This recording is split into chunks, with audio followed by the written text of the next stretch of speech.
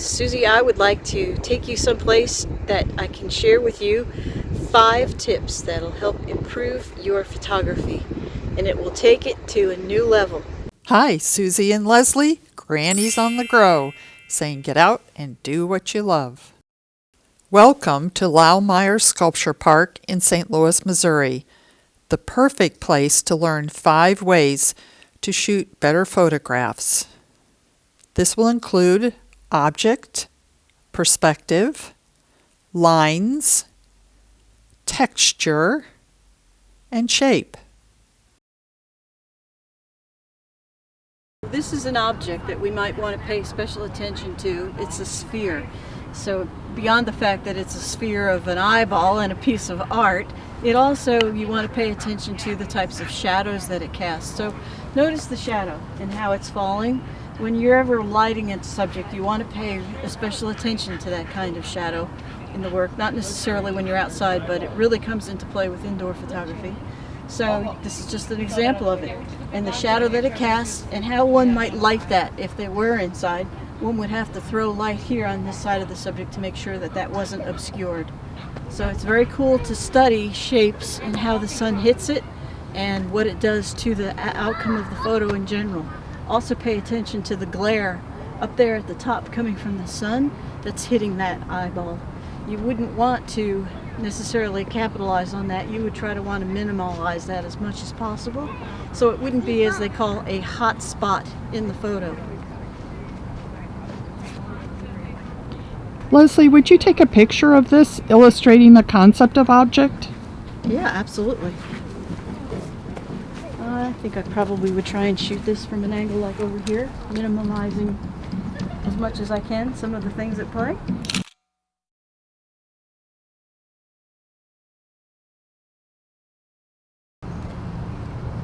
I've brought you to this installation to demonstrate a principle of photography called perspective. When we see something in a photograph, as we're looking at it as a viewer, we often can't relate its size because we don't have anything to relate it to. But if something that we can relate it to steps into the photo, then we suddenly can add value to just how large what we're looking at is. Okay, so we're in a sculpture park. How does that apply to real life? All right, well, I was in White Sands and I had a huge hill of sand in front of me, but it just looks like a hill of sand. Until you put a person on the hill, then you see just how magnificent the hill is. So always relate human interest element to perspective to give a little bit of value to the viewer so they can see the differences. Demonstrating what it means to add perspective to a photo. Now that Miss Suzy is walking closer to this, we can see the size of the sculpture, but without a person to demonstrate that or something you can relate in object size, you would miss the point of this photo.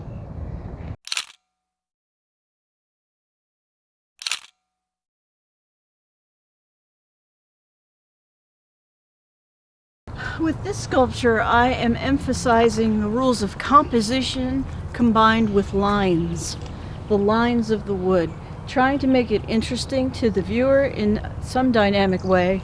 It seems at first to just look like maybe a representation of a Mexican pyramid made out of wood, and I was like, well, how can I make it look interesting? So I chose to emphasize my photograph on this straight run of lines. And in composition, I chose to anchor across the leading line in the lower frame, lower left frame, on one of these, and just let it run across the composition sort of in a diagonal way, drawing the viewer's eye all the way through the photograph.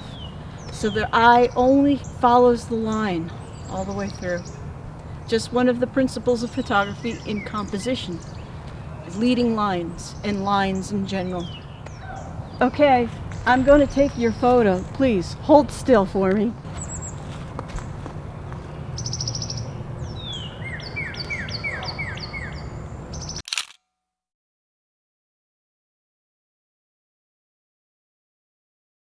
There's a lot of texture that takes place with woods.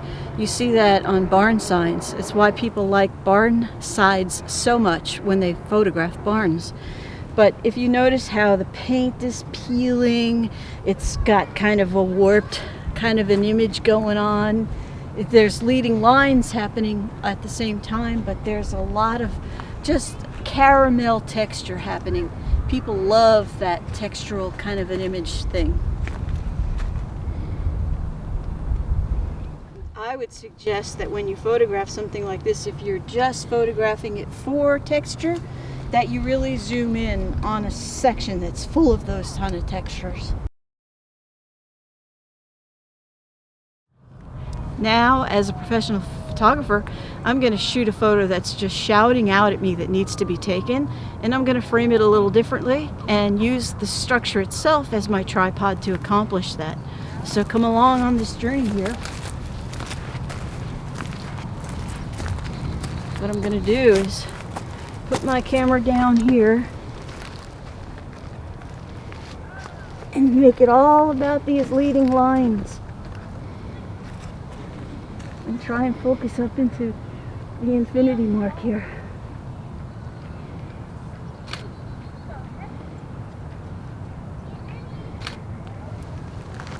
So that we have our eyes just drawn all the way through it, but we're also marveling at the texture of the image.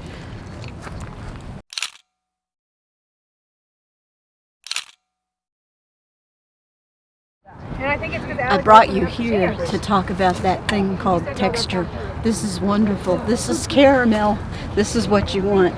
First of all, we've got these interesting lines where the sculpture comes together. We've got these bolts that hold this artwork onto this trunk of a tree. But look at the texture.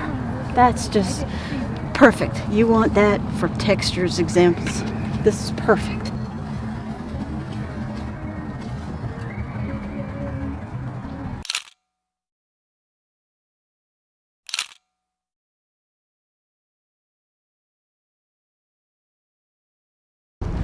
Wow, it's the shape of a big deer, isn't it? That's a big deer. But this isn't exactly the kind of shape I had in mind. Do you have another place that you might be able to explain the concept of shape? I do.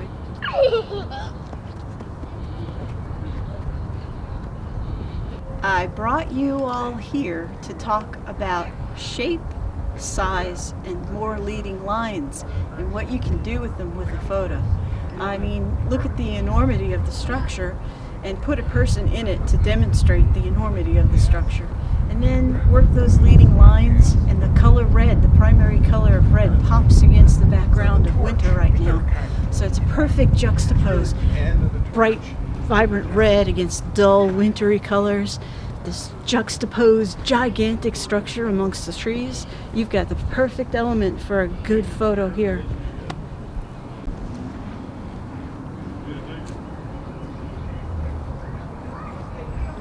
The leading line of this red tube on that angle, it's going to draw the eye upwards to the top left frame. So we're going to go from the bottom right to the top left.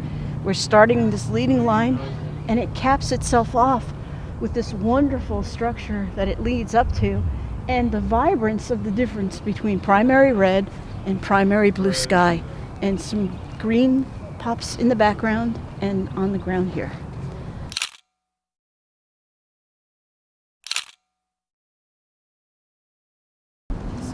Camera is a tool to help you see better with your eye. That's a quote that Dorothea Lange said once, and she's one of my heroes. Make sure to visit your sculpture parks wherever you live. We happen to be in St. Louis where this one is, but they're all over. Make yourself go to them, get out, check it out, see what's there, look at them through the different eyes of the camera. Thanks for tuning in this time, folks, and don't forget, subscribe, give us a thumbs up and a like and a comment if you found this helpful, or a comment about whatever else you might like to see on our channel. Bye.